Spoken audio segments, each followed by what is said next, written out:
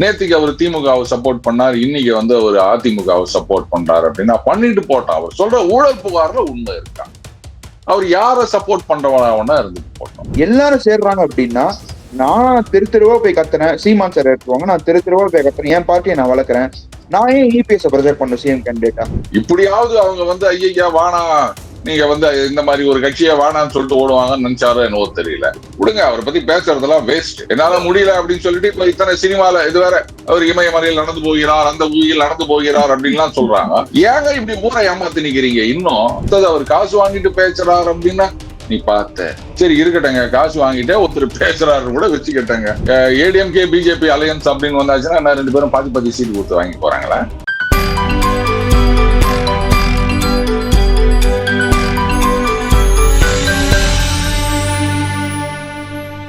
விஜய் வந்து நம்ம அவ்வளவா பெற்ற அட்லீஸ்ட் 10% ஓட்டு வாங்குவாருன்னு தோணுது இல்ல சார்? ஏன்னா சினிமா ஸ்டாரு பிளஸ் தாய் குலங்களோட பேக்கிங் இருக்கு. ஏன்னா லாட் ஆஃப் ஃபீமேல் ஃபேன்ஸ் இருக்கு அவருக்கு, விஜய்க்கு. அது ஒரு ஏன் கேப்டன் விஜயகாந்துக்கு இல்லாததா சார்? Vijayakanth is not as famous as Rajini sir. நீங்க வந்து என்னதான் சொன்னா கூட அப்ப விஜய் வந்து as famous as ரஜினியா? ரஜினியே வந்து நின்றுந்தாலும் தோத்து போயிருப்பாருன்னு சொல்லி நிக்கிறேன். இருங்க ரஜினியே வந்து நின்றுந்தாலும் மண்ணை கவியிருப்பாருன்னு நான் சொல்லி நிக்கிறேன். அப்புறம் நீங்க வந்து as famous as Rajini, Vijay வந்து அவரை மாதிரி அப்படின்லாம் பில்டப் குத்துட்டு இருக்கிறீங்க. ரஜினி வந்து ரஜினி வந்து வெளில போனார்லாம் சொல்லாதீங்க. அதாவது நான் ஜாம்பவான்ல இருக்கும்போது எங்க ஜாம்பவான் முதலாளியோட பெட்டு வச்சேன். அந்த பாருங்க, அவர்லாம் அரசியலுக்கு வர மாட்டாருங்க, 1 லட்சம் ரூபாய் பெட்டுங்க அப்படின்னா சரின்னு அது தைரியமா எங்க முதலாளி அரசியலுக்கு வரல அப்படின்ன உடனே திடீர்னு பாத்தீங்கன்னா ஒரு நாள், அதாவது உங்களுக்கே தெரியும், நம்ம ஊர்ல காலையில 11:30 மணி அப்படின்னா உங்க ஊர்ல என்ன டைம்னு பாத்துக்காங்க. போன் பண்ணி என்னங்க 1 லட்சம் ரூபாய் ரெடி பண்ணி வச்சுக்காங்க, இல்லாட்டா சம்பளத்தை கட் பண்ணிடுவேன் அப்படின்னாரு. என்ன யார் சொல்ற அப்படின்னா, என்ன நீங்க வந்து நியூஸ் பாருங்க, கட்சி ஆரம்பிச்சிட்டார், 3 பேரை நிர்வாகியா போட்டார் அப்படின்னாரு. பகீர்னாய் போச்சு எனக்கு. ஐயோ என்னடா அது அப்படின்னு. நாம இவ்வளவு தூரம் சொல்லி இருக்கோம், நம்பிக்கையா நம்ம நம்பிக்கையே இப்படி கலாச்சிட்டாரு அப்படின்னு பார்த்தா இந்த மாதிரி கட்சின்றாரு, அதுன்றாரு, இதுன்றாரு. அர்ஜுனமூர்த்தி அவர்கள், தமிழறிவு மணியன் அவர்கள் ஏதோ நிர்வாகிகள்ன்றாரு. ஆடி போயிட்டான் நாங்க. அப்புறம் முதலாளி என்ன பண்ணாரு, பெரிய மனுஷன் பண்ணி சரி விடுங்க நான் பெட்டை வந்து கேன்சல் பண்ணிடுறேன் அப்படின்னாரு. எனக்கு அப்பவும் ஒரு சின்ன நப்பாசை, அப்படியே கண்டினியூ பண்ணியிருந்திருக்கலாம். அதுக்கப்புறம் I was having the last laugh. அதை கேன்சல் பண்ணாம இருந்திருந்தாருன்னா 1 லட்சம் ரூபாய் வந்திருக்கும். எனக்கு அது லாஸ் ஆச்சு அப்படின்னு வச்சுக்காங்களேன். இது பாருங்க, சொல்லலாம் எல்லாம் 10% இருக்குது, 15% இருக்குது அப்படின்னு. எல்லா ஆளாலும் ஒண்ணு சொல்ல வேண்டியதானே, அவங்க கிட்ட போய் கேளுங்க. அதாவது நேத்து வரைக்கும் இங்க நேஷனலிசம்னு ஃபயர் விட்டு இருந்தவர் அவர் சொல்றாரு ஆல்ரெடி அவருக்கு 30-32% இருக்குது. என்ன அது? அதெல்லாம் தெரியாது சொல்றாரு. அப்புறம் ஏங்க வந்து அங்க போனீங்க அப்படின்னா, அண்ணாமலை கிட்ட அப்பாயின்மெண்ட் கேட்டேன், அவர் கொடுக்கல, அதனால நான் இங்க போயிட்டேன் அப்படின்னு சொல்றவங்க எல்லாமும் இங்க இருக்காங்க. அப்புறம் வந்து நான் தேசியத்துக்காக போராடுறேன் அப்படி இப்படின்லாம் இந்த ஃபயர் விட்டுன்னு தெரியற கும்பல்லாம் என்ன லட்சத்துல இருக்கும் அப்படின்னு பாத்துக்காங்க. சோ அந்த மாதிரி இருக்கதான் செய்வாங்க. பதவி அப்படின்றதுக்காக செல்ஃப் குளோரிபிகேஷனுக்காக ஓடுறவங்கன்றவங்க நிறைய பேர் இருக்காங்க சுவாமி. அதை வச்சுட்டு வந்து 10% அப்படின்லாம் நீங்களா ஒரு கணக்குக்கு வந்துடாதீங்க. அங்க 26 எலெக்ஷன் அன்னைக்கு என்ன வருதோ அதுதான் கணக்கு. சரி, ரஜினியை பொறுத்தவரை நீங்க பாத்தீங்கன்னா 1980s சொல்லிருக்காரு மிட்லயே வந்து what he has told is without coming to politics நான் நல்லது பண்ண முடியும், நல்ல நம்பிக்கை இருக்குன்னு சொல்லியிருக்காரு முதல்ல. அதுக்கப்புறமா தான் வந்து ஜெயலலிதா, கருணாநிதி இவங்க எல்லாம் வந்து காலமானவன நமக்கு ஒரு சான்ஸ் இருக்குன்னு வந்தாரு. பட் என்னை பொறுத்தவரை நான் வந்து I not talking in general. நான் பார்த்த வரைக்கும் என்னன்னா, ஃபர்ஸ்ட் நம்ம என்ன நினைக்கிறோமோ அதை நடக்கிறது sir. If you are not interested originally in something, அப்புறமா வந்து அது வந்து நடைமுறையில நடக்க மாட்டேங்குது. அது நான் பார்த்துட்டேன். இங்கே நம்ம அமெரிக்காலே வந்து தே ப்ரெடிக்ட் த வெதர். ஃபர்ஸ்ட் வந்து மழை பெய்யும்பா, அப்புறம் ஒரு 2 days கழிச்சு மழை பெய்யாதும்பா, கடைசி மழை பெய்யும். So what ever they predicted first, that's what happens சொல்றாங்க. அந்த மாதிரி ஆரம்பத்திலேருந்தே அவருக்கு வந்து ஒரு தயக்கமும் இருந்திருக்கு. ஒரு பழமையை சொல்லுவாங்க, தயங்கி நிற்பனை வந்து வாழ்க்கையை திரும்பி பார்ப்பதில்லை அப்படின்பா. ஸோ அதோட தயக்கம் தான் வந்து கடைசி வரைக்கும் அவரை முடிவு எடுக்கூடாம பண்ணி வெளில போயிட்டாரு. பிளஸ் ரஜினி போனது இல்ல அதாவது இந்த மாதிரி பில்டப் எல்லாம் வந்து இது தாவேகா பொதுக்குழு கூட்டத்துல கொடுக்குற மாதிரி தான் இருக்குது. ரைட்டுங்களா? தயங்கி அப்படின்னா அப்புறம் என்னத்துக்கு வந்து கட்சின்னோ, அதுக்கு வந்து இல்லாத கட்சிக்கு 3 நிர்வாகிகளை உட்காந்து அப்பாயிண்ட் பண்ணணும். அதுக்கப்புறமா வந்து உடம்பு சரியில்லை அப்படின்னு சொன்னா ஏன் அந்த கட்சி பேரு நிர்வாகி அனௌன்ஸ் பண்ணும் போதெல்லாம் தெரியாதா? திடீர்னு வந்தது அந்த ஜுரமும் சளியும். ஒருத்தர் உடல்நிலையை பத்தி நான் கேள்வி கேட்கல. ஆனா இது ஏற்கனவே உங்களுக்கு இருக்குன்னு போது அதை காரணம் காட்டி நீங்க வெளில போறீங்கன்னு போது அப்ப அந்த கேள்வி வரத்தானே செய்யும். சும்மா இதெல்லாம் வந்து முட்டு கொடுத்துட்டு இருக்காதீங்க. நான் சொல்றேன், வருஷம் இத பாருங்க, அவர் பல வருடங்களா ஏமாத்திட்டு வந்தாரு. அப்புறம் எதுக்கு வந்து மீட்டிங் போட்டு இந்த 3 கட்டளைகள், 50 வயசுக்கு மேல சீட்டு கிடையாது, அதுக்கப்புறம் என்னது இன்னொரு சொன்னாரு, நான் வந்து சிஎம் ஆக மாட்டேன், கட்சி தலைவரா தான் இருப்பேன், ஆனா நான் தான் எல்லாத்தையும் டிசைட் பண்ணுவேன். சோனியா காந்தி இப்படியாவது அவங்க வந்து ஐயா வானா நீங்க வந்து இந்த மாதிரி ஒரு கட்சியை வானான்னு சொல்லிட்டு ஓடுவாங்கன்னு நினைச்சாரோ என்னவோ தெரியல. விடுங்க, அவரை பத்தி பேசுறதெல்லாம் வேஸ்ட். என்னால முடியல அப்படின்னு சொல்லிட்டு இப்ப இத்தனை சினிமால இது வேற அவர் இமயமலையில் நடந்து போகிறார், அந்த ஊரில் நடந்து போகிறார் அப்படின்லாம் சொல்றாங்க. ஏங்க இப்படி ஊரை ஏமாத்தி நிக்கிறீங்க? இன்னும் அவங்க ரசிகர்கள் வேணா ஏமாறதுக்கு தயாரா இருப்பாங்க, நாங்கெல்லாம் அதுக்கு தயாரா இல்ல. தயவு செஞ்சு இந்த ரசிகர்களோட உங்களுடைய பேச்சை விட்டுருங்க. என்ன முட்டு கொடுக்கறது இதெல்லாம் எனக்கு புரியல. முட்டு கொடுக்கறது இல்ல சார், அது ஒண்ணு இருக்கு. பட் இருந்தாலும் வந்து நீங்க உங்களுக்கே தெரியும், will be knowing better than me. Actually நீங்க கவனிச்சு பாத்தீங்கன்னா ரஜினியோட அதெல்லாம் விடுங்க சார். இது பாருங்க, அவங்க காசு குத்து வாங்கினாங்க, இல்ல இவரு மிரட்டினாங்க, இல்ல அங்க அது நடந்தது அதை பார்த்து இதெல்லாம் நான் ஒத்துக்க மாட்டேன் சார். மக்களுக்கு நல்லது பண்ணணும் அப்படின்னு நிஜமாவே என்ன இருந்தது அப்படின்னு சொன்னா எப்படி இருந்தாலும் வருவாங்க சார். அவ்வளவுதான் sir. they are slow to react. ஏன்னா probably இந்த இதுன்னு சொல்லுவாங்களே, see the party has become so big, அதனால ரியாக்ட் பண்றது ஸ்லோவா இருக்கான்னு தெரியல. அதுவும் இருக்கலாம். சின்ன பார்ட்டினா உடனே திடீர்னு சீரியல் பாயிண்ட் விஜய் மாதிரி திடீர்னு எகிரி குதிச்சு நாம வந்துட்டோம் பாருன்னு. பெரிய இட்ஸ் பிகம் பெஹிமோத் பிஜேபி பாத்தீங்கன்னா இப்போ. அதனால வந்து I think they have to move only slowly. இப்போ நம்மள it's become since it's so big. Swamy America இருங்க சுவாமி, அமெரிக்கா ஒரு பெரிய நாடு தானே? ஆமா Swamy. Are they slow to react in any matter? அது வேற விஷயம் சொல்றேன். வேற விஷயம்லாம் சொல்லாதீங்க. பெருசா ஆயிட்டதுனால ரியாக்ஷன் டைம் குறைஞ்சது என்ற ஜஸ்டிபிகேஷன் என்னால ஒத்துக்க முடியாது. இதெல்லாம் யாரோ ஒருத்தர் சொன்னாங்க. இல்ல இது யாரோ ஒருத்தர் அப்படியே ஏதாவது ஒண்ணு ஆரம்பிக்கும் போது அதை அப்படியே பிக்கப் பண்ணிப்பாங்க எல்லாருமே. ரைட்டா? எப்படி வந்து இந்த ஸ்காட்லாந்து யார்டுக்கு இணையானது தமிழக காவல்துறை அப்படின்னு சொல்லிட்டு இருக்கோம் தெரியுமா? அது யாரு சொன்னான்னு யாருக்கும் தெரியாது. யாராவது ஒருத்தர் எங்கேயாவது சொல்லியிருப்பாங்க, உடனே அப்படியே எல்லாரும் அதை ஃபாலோ பண்ணுவாங்க. நீங்க போயிட்டு குரோக் கிட்ட போய் கேட்டு பாருங்க, அதுவே மண்டை காஞ்சி ஓடி போயிடும். அது அந்த மாதிரி பெருசாயிட்டா ரியாக்ஷன் டைம் ஸ்லோவாகும் அப்படின்றது எங்கேயுமே கிடையாது. ரஷ்யன் ஆர்மி எடுத்துக்காங்க, 13 லட்சம் பேர் இருக்காங்க ஆக்டிவ் சர்வீஸ்ல, 20 லட்சம் பேர் ரிசர்விஸ்டா இருக்காங்க. Are they slow in reaction? அதனால பெருசா இருந்தா ரியாக்ஷன் டைம் கம்மி அப்படின்றத ஒத்துக்க முடியாது. சோ அந்த கொஸ்டினே வந்து அன்ஜஸ்டிஃபைடு அப்படின்றதுனால அதுக்கு ஆன்சரே தேவையில்லை சுவாமி. இன்னைக்கு எனக்கு என்ன தோணுதுன்னா, சுவாமியை பார்க்கும்போது சில பேர் இன்டர்வியூ கேள்வி கேட்கறேன்னு சொல்லிட்டு அப்படியே குத்தா வாங்கிட்டு இருப்பாங்க. அந்த மாதிரிதான் எனக்கு ஞாபகம் வருது சுவாமி. உங்கள்கிட்ட வாங்கிக்கிறேன் எப்படியோ ஒரு என்ன சொல்ற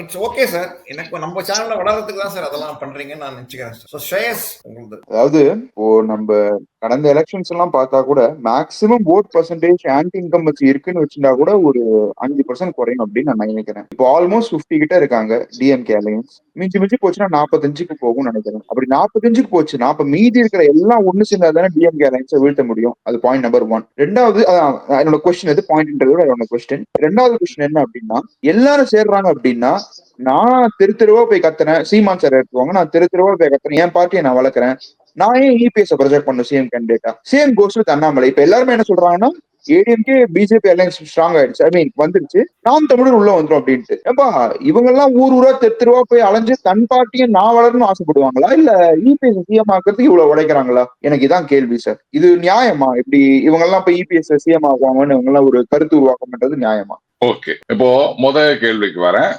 50 இருந்தாங்க, ஒரு 5 குறையலாம், 45 அப்படின்னு. சின்ஸ் யுவர் நேம் இஸ் ஸ்ரேயஸ், நாங்க கிரிக்கெட்ல இருந்தே கேள்வி கேட்கலாம்னு நினைக்கிறேன். ஸ்ரேயஸ் ஐயர் மாதிரி. நேத்திக்கு மேட்ச் பாத்தீங்களா? CSK versus RCB. சரி, ஆர்சிபி எவ்வளவு அடிச்சாங்க? 196, 196. Very good, very good.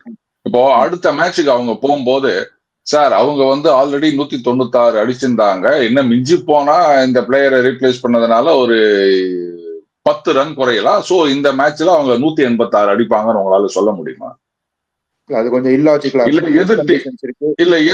எதிர் டீமை வந்து நீங்க வந்து suppose they are batting first அப்படின்னு வச்சுக்கோங்களேன், இந்த தடவை அவங்க எப்படி 186 அடிப்பாங்க, அதனால நீங்க ஒரு 190 அடிக்கணும் அப்படின்னு சொல்லி அனுப்ப முடியுமா first batting team if it is not ஆர்சிபின்னும் பிட்ச் போது? கண்டிஷன்ஸ் இருக்கு, பிட்ச் கண்டிஷன் அசஸ் பண்ணணும். அதேதான் லாஸ்ட் டைம் எடுத்த ஓட்டையும் இந்த தடவை எடுத்த ஓட்டையும் வச்சு நீங்க கணக்கு போடாதீங்கோ. ஒவ்வொரு எலெக்ஷன் அப்படின்றதும் ஒரு யூனிக் மேட்ச் மாதிரி. இந்த ஓட்டிங் அப்படின்றது வந்து decided by the common voter, neutral voter. ஒவ்வொரு கட்சிக்கும் ஒரு கோர் ஓட் பேங்க் அப்படின்னு ஒண்ணு இருக்குதுங்க. அதை மட்டும் கணக்குல எடுத்துக்காங்க. திமுகக்கு அப்படின்னு பாத்தீங்கன்னா 21 பாயிண்ட் சம்திங், ரவுண்டா 22% ஓட்டு. அதிமுகக்கு 21% ஓட்டு.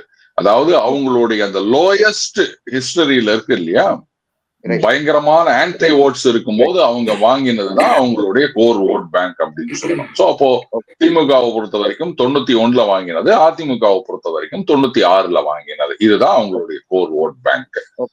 அதே மாதிரி பாமகவுடைய கோர் ஓட் பேங்க் அப்படின்னு சொன்னா அது வந்து 96 அவங்க வாங்கினது 3 பாயிண்ட் சம்திங். ஏன்னா பாமக எப்பவுமே தனியா நின்றாலும் கூட்டணியில நின்றாலும் அது ஒரு ஆச்சரியம். 230 தொகுதியில நின்றாலும் சரி, 24 தொகுதியில நின்றாலும் சரி, அவங்களுடைய ஓட் பர்சன்ட் 5 பாயிண்ட் சம்திங் இருக்கும். அது எப்படின்னு எனக்கு சுத்தமா புரியல.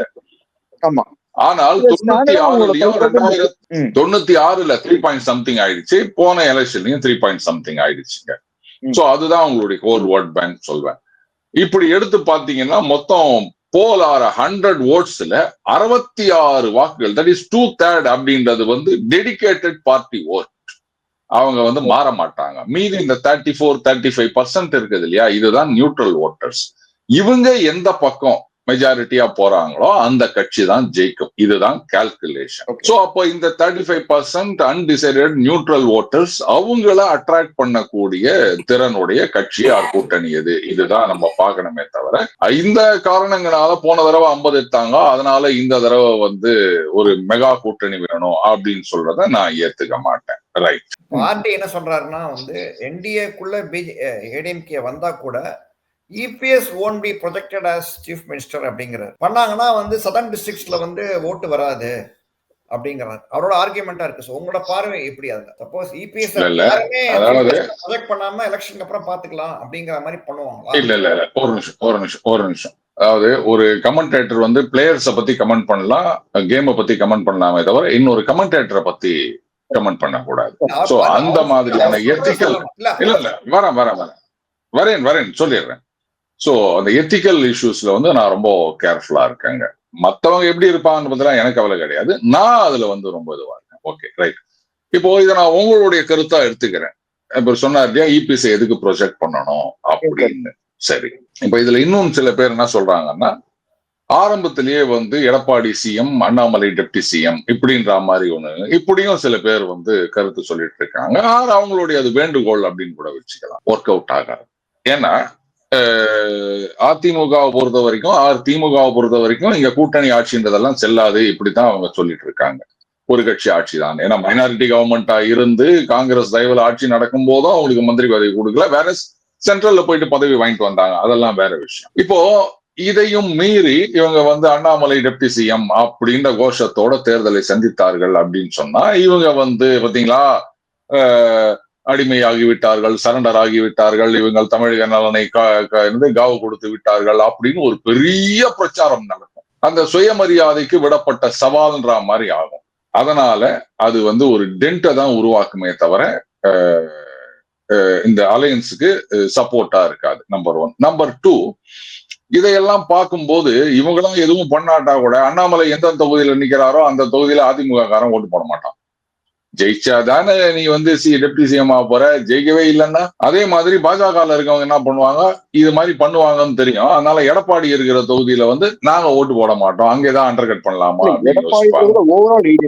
இப்படி யோசிங்களா சார்? 2024 நான் சொல்றேன். நான் இந்த 1980 சட்டமன்ற தேர்தல் அப்படிதான் இந்த பாதின்னு பிரிச்சுக்கினாங்க. இவங்க அவங்களுக்கு வேலை செய்யல, அவங்க இவங்களுக்கு வேலை செய்யாத மாதிரி விட்டு கட்சியில ஒண்ணு இல்லாம போனாங்க. ஈவன் அதர்வைஸ் எம்ஜிஆர் அப்படின்ற ஒரு கரிஸ்மா அதை யாராலும் வெல்ல முடியாது, அது வேற விஷயம். அதனால அது வந்து ஒர்க் அவுட் ஆகாது. அடுத்தது ப்ரொஜெக்ட் பண்ணாம அப்படின்னா இந்த பாருங்க எல்லாம் சொல்லலாம், அந்த தெற்கு பகுதியில ஓட்டு வராது, வடக்கு பகுதியில ஓட்டு வராது அப்படின்னு. சரி, அப்ப ப்ரொஜெக்ட் பண்ணாம இருந்தா மட்டும் அந்த ஓட்டு வந்துருமா? எனக்கு பதில் சொல்லுங்க. ஏடிஎம்கே பிஜேபி 2 பேரும் அலையன்ஸ்ல இருக்காங்க. இருங்க, ஏடிஎம்கே பிஜேபி ரெண்டு எப்படி வேற யாராவது தான் ப்ரொஜெக்ட் பண்ணும் நியூட்ரல் ஃபேஸா. வேற யாரை ப்ரொஜெக்ட் பண்ணுவீங்க? ஓபிஎஸ் ப்ரொஜெக்ட் பண்ணலாமா? பாருங்க, என்ன ப்ரொஜெக்ட் பண்ண போற மட்டும் சொல்லிடாதீங்க. எனக்கு பதவி மீதெல்லாம் ஆசை கிடையாது. இப்ப இப்படி கூட யோசிக்கலாம்ல சார். நான் ஒரு மோடி பக்தா இருக்கேன்னு வச்சுக்கோங்களேன். ஏப்பா நீ வந்து 2024 என் தலைவர் ப்ரொஜெக்ட் பண்ண மாட்டேன், நான் மட்டும் உன்னை ப்ரொஜெக்ட் பண்ணுமா 2026 இது என்ன அப்படின்னு யோசிக்கலாம்ல. சரி பண்ணாத, அப்புறம் இதுக்கு கூட்டணி சேர்றேன். அதான் சொல்றேன் நான். அப்புறம் இது அதான் சொல்றேன், கூட்டணியே வேணாம் தான் நானும் சொல்றேன். அப்புறம் ஏன் வந்து அவங்களை கூப்பிட்டு பேசுறீங்க? அவங்க அப்பாயின்மெண்ட் கேட்டா கொடுக்குறீங்க? எனக்கு தெரியல சார். என்னை பொறுத்த வரைக்கும் அது ரீசன் என்னன்னா நான் நினைக்கிறேன்னா சார், இப்ப விஜய் வந்து இஃப் அலைன்ஸ் வித் ஏடிஎம்கேனா the alliance will become even whether the இல்ல பாருங்க சுவாமி ஒரு விஷயம். அதாவது இவங்களோட கூட்டணி சேர்ந்தா இவரை ப்ரொஜெக்ட் பண்ணக்கூடாது, அவரை ப்ரொஜெக்ட் பண்ணக்கூடாது, சவுத்துல போயிடும், இந்த இடத்துல போயிடும், இப்படின்றதெல்லாம் சுத்த ஹம்பக். இதெல்லாம் என்னால ஏத்துக்க முடியாதுங்க.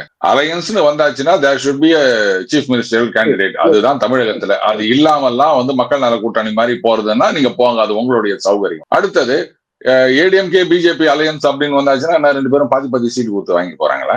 ஜூப்பானா ஒரு 40 இல்ல 50, அதுவே அதிகம் என்ன கேட்டா. அவங்க கொடுக்க மாட்டாங்க அதுக்கு மேல. அப்படி இருந்துச்சு யாரு நம்ம 18% வச்சிருக்கோம். அப்ப பாதி தானே கணக்கு வரும். ஆல்மோஸ்ட் பாதி தானே. மறுபடியும் ஒரு தப்பு பண்றீங்க நீங்க. இவங்க 18% வாங்கினது அப்படின்றது போன தடவை அலையன்ஸ் அதெல்லாம் சேர்த்து வாங்கினது. That is not their core vote bank. That is not their core vote bank. ஏடிஎம்கேக்கு 21% அது ஏடிஎம்கேக்கு 21% அது கோர் ஓட் பேங்க். உங்களுடைய கோர் ஓட் பேங்க் என்ன? You have to prove it consistently. போன தடவை ஒண்ணு அது போன எலெக்ஷன்ல வாங்கினதுங்க. அப்படி பார்க்க போனா நீங்க 2014ல எவ்வளவு வாங்கினீங்க பாஜக என்டிஏ அலையன்ஸ் கணக்கு போட்டு பாருங்க. 19. இந்த தடவை எவ்வளவு வாங்கினீங்க? 18. எங்க போச்சு 1%? அது நிறைய ஃபேக்டர்ஸ் இருக்கு. சரி ஓகே. அதான் நான் சொல்றேன். That is not your core vote bank. You have to prove it consistently in at least 2 or 3 elections. அப்பதான் அதை உங்க கோர் ஓட் பேங்க்னு எடுத்துக்க முடியும். If at all. அதை விட்டு உங்களுக்கு 20 எனக்கு 18 அப்படின்னா ஏதோ சினிமா பட டைட்டில் மாதிரி இருக்குது. உனக்கு 21 எனக்கு 18 அப்படின்னு. அது ஒரு படமே இருக்குல்ல அப்படி. கரெக்ட். இதெல்லாம் ஒத்துக்க முடியாதுங்க. என்ன நினைச்சிட்டு பேசுறீங்க நீங்க?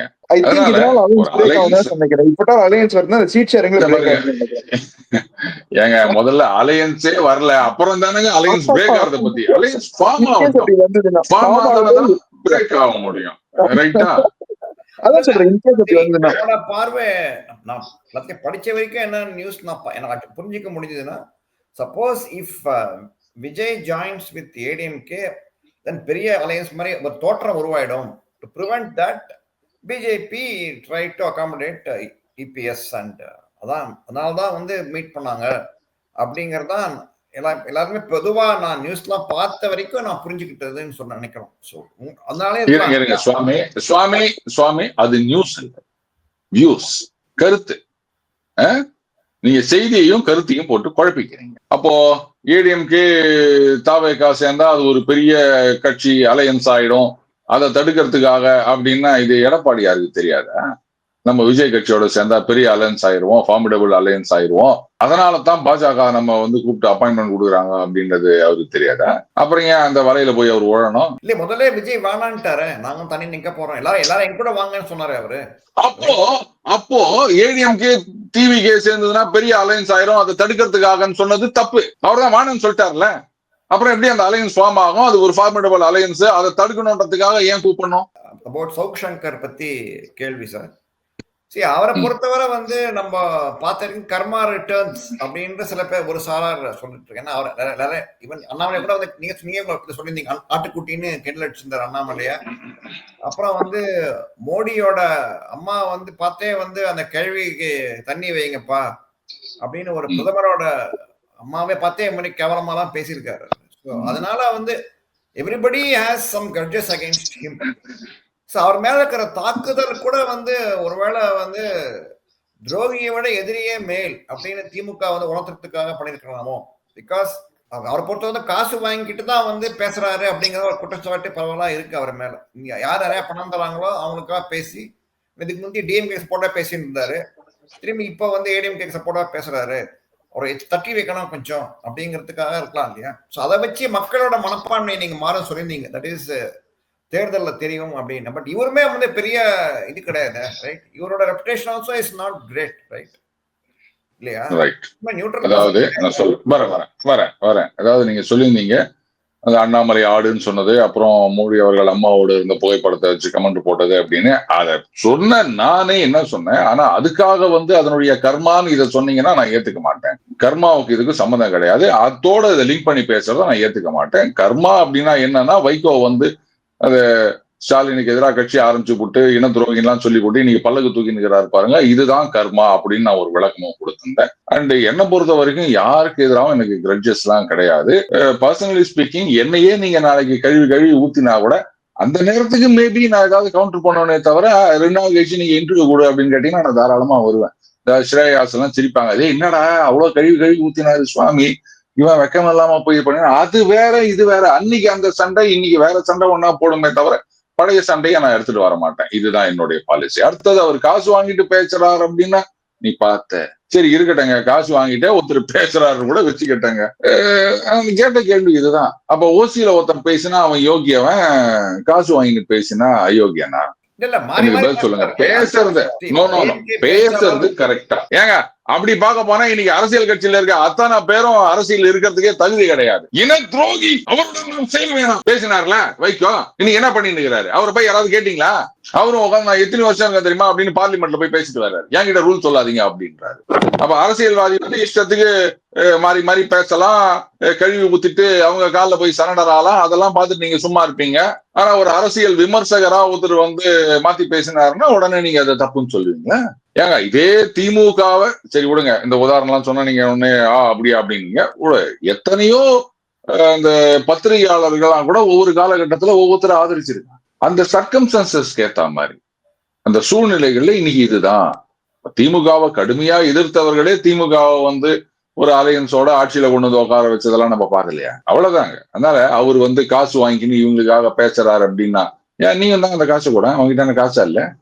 நாளைக்கே நினைச்சா சுவாமி வந்து அவருக்கு சவுக்கு சங்கருக்கு இந்தாப்பா ஒரு 300 கோடி நீ வந்து என்ன ஆதரிச்சு பேசு அப்படின்னு சொல்ல முடியாதா? உன்னை யோசிக்கிறாரு ஸ்ரேயாஸ், நான் ஒரு 305 கொடுக்கலாம் போல இருக்குது அப்படின்னு. நீங்க தான் அந்த காசு கொடுங்களேன், என்னப்பா உங்ககிட்ட நான் காசா இல்ல? அப்புறம் காசு வாங்கி பேசுறாரு நீங்க. சீமான் சொல்றாரு இந்த மாதிரி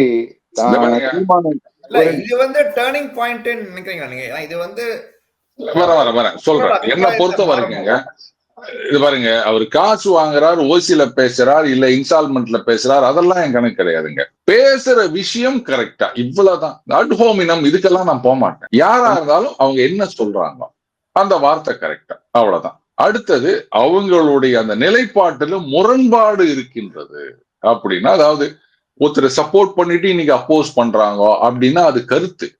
ஆனா ஒரு ஊழல் பத்தி பேசும்போது அது வந்து ஃபேக்ட்ஸ் ஆஃப் த மேட்டர். அதை வந்து யார் சொன்னாலும் நம்ம ஏத்துக்க வேண்டியதுதான். புரியுதுங்களா? உண்மைகளை யார் சொன்னாலும் நம்ம வந்து அதை ஆராய்ந்து பார்த்து உண்மைன்னு தெரிஞ்சுன்னா ஏத்துக்கங்க. மற்றபடி சப்போர்ட் அப்படின்றது கருத்துல வரும். அதோ அந்த தகவல் அண்ட் கருத்து அப்படின்றதுக்குள்ளேயும் நமக்குள்ள ஒரு பெரிய கன்ஃபியூஷன் இருக்குது. நேத்துக்கு அவர் திமுகவை சப்போர்ட் பண்ணார், இன்னைக்கு வந்து அவர் அதிமுகவை சப்போர்ட் பண்றாரு அப்படின்னா பண்ணிட்டு போட்டோம். அவர் சொல்ற ஊழல் புகார்ல உண்மை இருக்கா? அவர் யாரை சப்போர்ட் பண்றவனா இருந்துட்டு போட்டோம். இதுதான் என்னுடைய பாயிண்ட். அடுத்தது டர்னிங் பாயிண்ட் நீ ஏன் சொன்ன அப்படின்னா, அதிமுக ஆட்சி காலத்துல ஒரு வழக்கறிஞர் அடிச்சு கைகாலெல்லாம் உடைச்சாங்க. ஞாபகம் இருக்கா? விஜயன் நினைக்கிறேன். இல்ல, சண்முக சுந்தரம் அவர்கள் நினைக்கிறேன். If I memory serves me right. DMK இல்லையா? ஆமா ஆமா ஆமா